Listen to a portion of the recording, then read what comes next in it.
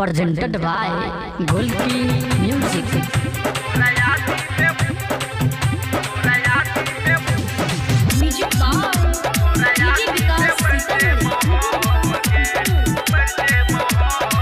रूपम recording studio जीवस चौक मधुबनी।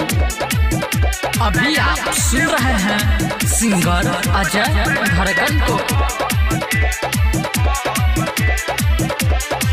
दिल तू तोड़ के जब तू ससुरा, दिल तू तोड़ के जब तू ससुरा, तोरा बिना ने रहबो हम गे। ये सनम बेवफा तोरा यादी में मर जेबो हम गे। ये सनम बेवफा तोरा यादी में मर जेबो हम गे।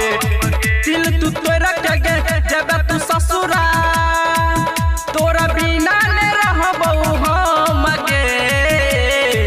ये सनम बेवफा तोरा यादी में मर जेबो हम गे। ये सनम बेवफा तोरा यादी में मर जेबो हम गे।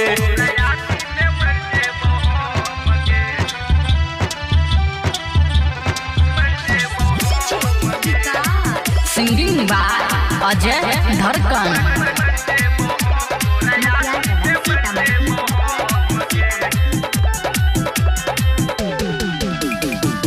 रूपम रिकॉर्डिंग स्टूडियो जीवस चौक मधुबनी।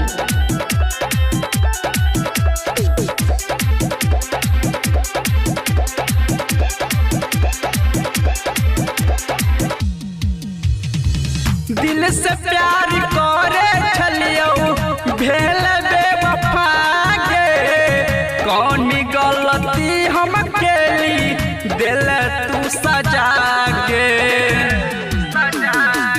दिल से प्यार करे छलियो भेल बेवफा गे। कौन गलती हम केली दिल तू सजा गे। जखन दिल के लागल ठेसी, जखन दिल के लागल ठेसी, खूब बहै छै अखिया से लर गे। ये सनम बेवफा तोरा यादी में मर जेबै हम गे। ये सनम बेवफा तोरा यादी में मर जेबै हम गे।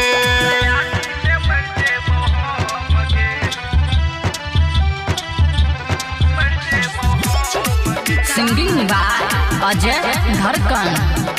रूपम रिकॉर्डिंग स्टूडियो जीवस चौक मधुबनी।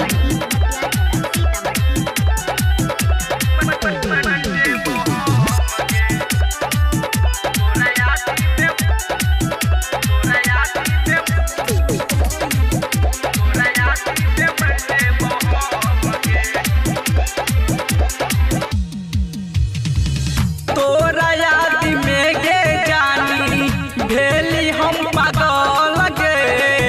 तोरा बिना के ना जीबौ जेबौ शमशान गे। गे जान तोरा याद में गे जानी भेली हम पागल गे। तोरा बिना के ना जीबौ जेबौ शमशान गे। कहै छौ गायक अजय धड़कन, कहै छौ गायक अजय धड़कन, तोरा यादी में मर जेबै हम गे।